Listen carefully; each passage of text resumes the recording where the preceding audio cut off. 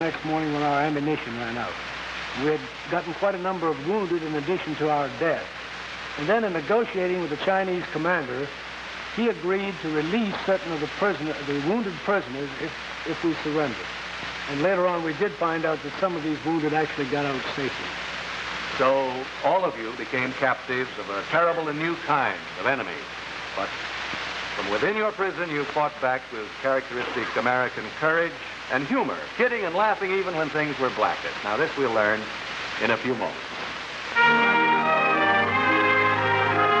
First, let's look at a working girl who knows she can come home and relax in her bathtub with the mildest soap afloat, Ivory.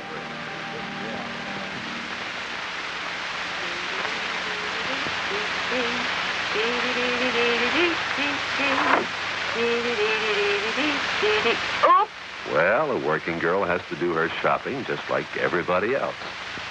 And this working girl knows a value when she sees one. Personal size ivory. She knows she can buy 4 cakes of personal size ivory for about the same price as 3 cakes of any other leading toilet soap. It's like getting an extra cake free. And she knows, too, that in the bathtub, ivory is the mildest soap afloat. It works itself into a lather to please you. Lather gentle enough for a baby's skin. She's ready to dress for a date feeling absolutely wonderful. Smart girl. Thrifty girl. Get personal size ivory for your bath. Buy 4 cakes and save.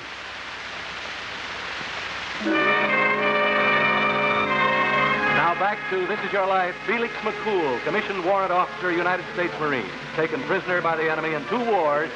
His spirit remained uncaptured. Now, let's get over here to Major Reed. Just before your convoy was forced to surrender in Korea, Major, what did Felix here do? Well, Felix, you had a sack of confidential gear, and despite crossfires, you walked up the road and threw it on a burning truck. Remember later you had a Good morning. Good morning, Jimmy.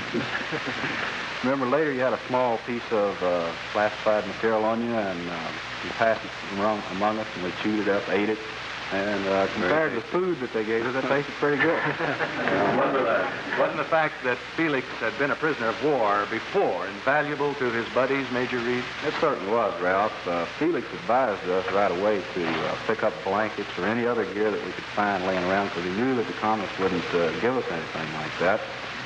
And his foresight, I'm sure, helped a lot of the prisoners to survive later on. And he gave up his own personal sleeping bag to a sick Army chaplain who afterwards died in that prison camp. The day after the capture, the communists started marching you 25 to 30 miles a day in the freezing cold toward the first of several prison camps. Isn't that true, Alan Lloyd? That's right, Ralph. They didn't give us very good food on the way, and a lot of the guys didn't want to eat it, and Felix, he knew what was going on. He told them, you better eat it if you want to keep up your strength. He said it's going to get a lot worse instead of getting better, and he was right. He did quite a bit of morale boosting, too, didn't he? Yes, he started a song fest of Christmas carols on Christmas Eve of 1950. Remember that, Felix? And he just made everybody feel a lot better. In the straw. Yeah, February straw. 1951, after being in 2 prisoner-of-war camps, you're all moved to your permanent camp on the Yalu River near Manchuria. Conditions are so ghastly that men die almost every day. Wasn't that so, Alan Lloyd? Yes, the food wasn't too plentiful, so when somebody would die, why, we'd try to keep the communists from finding it out so we could have the benefit of that extra food ration for a little longer. Now, you were the senior Marine officer in that camp, Colonel McLaughlin. How did the communists try to indoctrinate the men? Well, in addition to the work that we had to do, they give us about 8 hours a day of classes propounding the theory that communism was superior to democracy. Of course, we all call that hogwash. However, their objective was to gain converts, if that were possible, to create distrust among the prisoners themselves, and also to make it more easy for them to handle us by breaking our morale. You, Felix, helped keep up the morale of some of the prisoners with the poems you secretly write and pass around. Every poem holds a note of hope. You lift the spirits of some of those who lose faith, telling them you've been a prisoner before, and if you've lived through that experience, they could live through this. They used to comment that they were good. I often doubted it. They really meant it. They were good. Each of you finds a way to harass your captors, too. For instance, Felix, you did some harassing with live coals and a hibachi. Now, how was that? Well, we had a few of them, you know. They'd line us up to go down to these classes, and we'd get in a big gang up, and then we had little hibachis, or not hibachis, but stoves with coals in them, which is similar to hibachi. And we'd pick up I picked up some coals. I think other people might have done it, too, and light off their coats in the back because they were loaded with cotton. Yeah. And by the time they got down to the classroom, there was smoke building up over there. Your uncooperative attitude toward your captors, Felix, almost cost you your life. I remember the day, Felix, when you were brought out of the hole. A gallant Army doctor who was another fellow prisoner, Felix, here from Letterman Army Hospital in San Francisco is Major Clarence Anderson.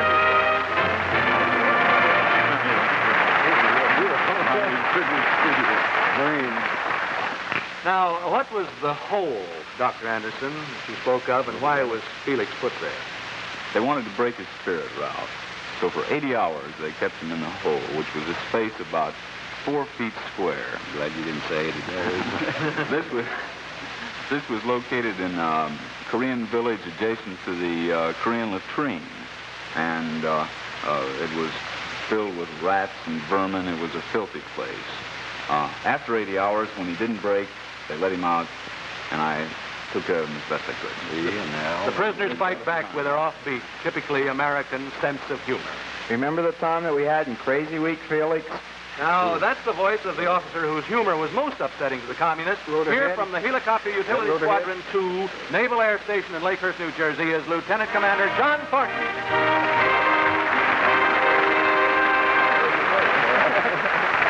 John, come over and stand by him, Felix. Your nickname in the camp was Rotorhead, Commander Thornton. Why was that? That was because I wore a beanie with a propeller on top. Well, just what was Crazy Week? Crazy Week was a week that we were all we were supposed to go crazy, and one evening we were having our evening class in communism. I was supposed to be reciting my cognition on Karl Marx, and instead I was reciting Casey at the Bat.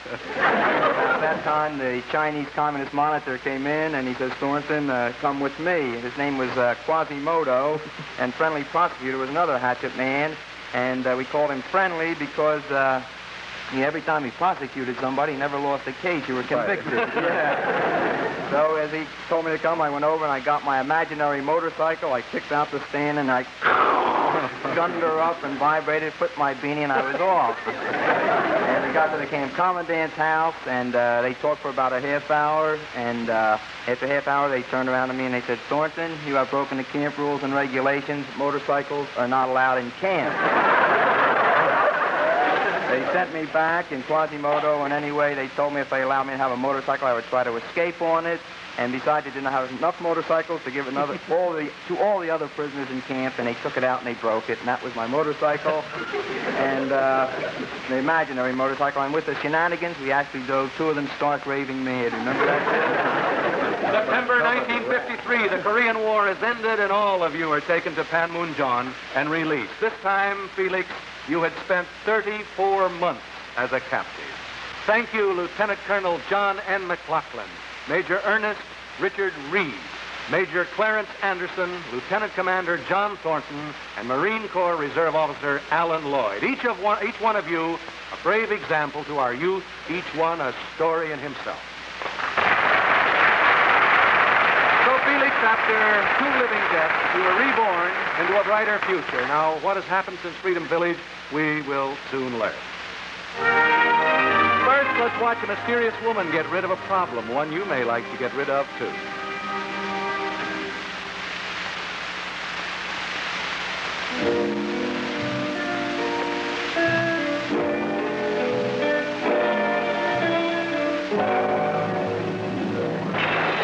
And that is the end of waving lotion forever.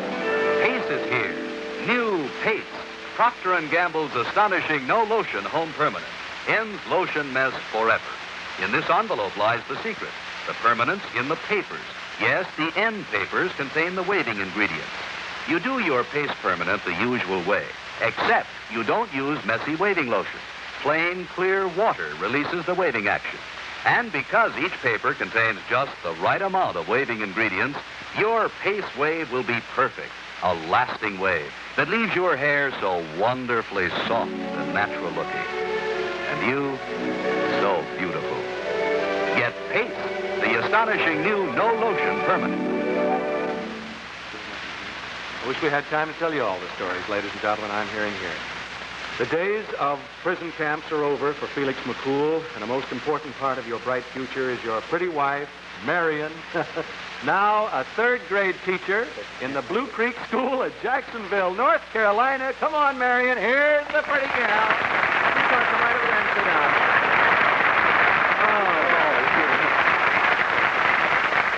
I don't know. He says, where is she, you know? You two were married November 21st, 1953, shortly after Felix's return from Korea, weren't you, Marion? Yes, we were married then, but I met Felix when I was 7 years old. Oh. And then I met him again when I was 17. Up in the tree. And Where? then- I was in the tree. Oh, Yeah. But then in 1947, he started really noticing me, and our courtship began then. And finally, I got him to marry me in 1953. you make a good Marine herself, sticking right through the situation. Well, to help Jim keep noticing you, Marion, Crest has for you this gold charm bracelet from Marshall's Jewelers, as Bob Warren has for you here. And Felix, you'll be wanting to take pictures of the gang at the party in your honor at the Hollywood Roosevelt Hotel, where your out-of-town guests have been staying. So we have for you this Bell & Howell 16-millimeter camera and this sound projector. You can also use that to show your film of tonight's show. Now, to bring us completely up to date, Felix, you're now collaborating with Mrs. Bernice Mason Winters of Burbank, California, on a book about your experiences. Good luck in this endeavor. We'll be looking for the book. One last surprise, Felix. We know that you and Marion share an old car. Now, you've had plenty of rough riding in the past. So, for smooth riding in the future, Crest has arranged with the Edsel division of the Ford Motor Company to present you with this beautiful 1959 Edsel Pacer battery. How about that? Just touch a button on the steering column there. Touch the button on the steering column, and you're on your way safely and fast. What's that? Commissioned Warrant Officer Felix McCool, warrior and poet. What you and your companions here underwent truly tried men's souls. That you and they emerged from this with undaunted spirit deserves the thanks and emulation of every American. This is your life. Good night and God bless.